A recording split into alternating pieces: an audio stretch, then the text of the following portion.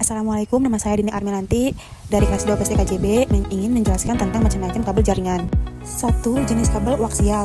Jenis kabel jaringan koaksial. Kabel koaksial adalah jenis kabel jaringan yang terdiri dari dua pengantar. Salah satu pengantarnya berada di bagian tengah, berupa kawat, tambang, dan dikelilingi oleh lapisan isolator. Kabel jenis koaksial terdiri dari beberapa bagian, di antaranya yang pertama, isolator luar atau jaket, bagian pembungkus luar yang melindungi seluruh bagian kabel pelindung atau conducting silent.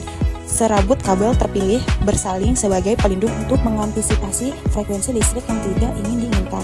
Yang kedua, isolator dalam atau insulating layer, kulit pelapis kabel konduktor, inti kabel tunggal sebagai medium transmisi data.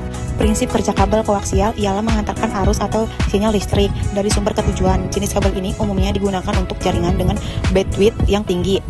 Kelebihan: 1. Harga lebih murah dibanding jenis kabel lain. Yang kedua, tidak mudah kehilangan sinyal. Dan yang ketiga, transmisi data lebih cepat. Yang selanjutnya, kekurangan: jangkauannya terbatas, instalasi konektor bergolong susah. Yang kedua, membutuhkan tambahan repeater, biaya perawatan tinggi. Nomor 2, kabel fiber optik. Kabel fiber optik adalah jenis kabel jaringan yang terbuat dari serat kaca atau plastik yang sangat kecil berukuran 120 mikrometer. Komponen-komponen dari kabel fiber optik merupakan 1.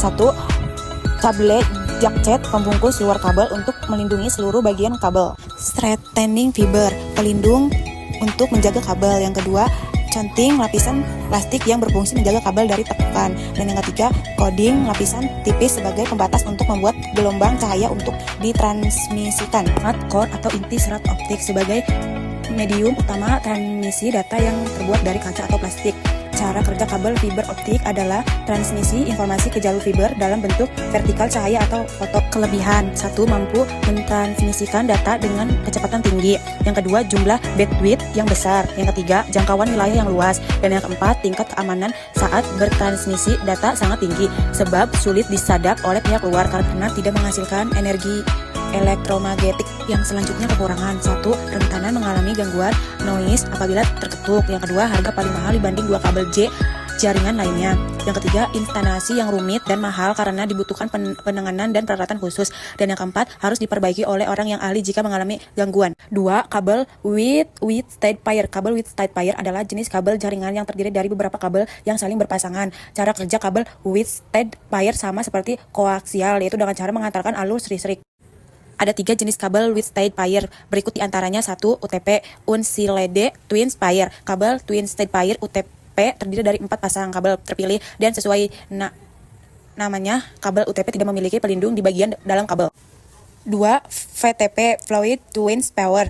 VTP merupakan jenis kabel yang memiliki pelindung aluminium foil pada bagian luar untuk melindungi interferensi elektrogenetik dari sekeliling kabel. Yang ketiga, STP, Shielded Twin Pair. Jenis kabel STP Twin Pair memiliki selubung pembungkus tembaga atau aluminium foil yang khusus dirancang untuk mengurangi gangguan elektromagnetik. Sekian penjelasan dari saya. Wassalamualaikum warahmatullahi wabarakatuh.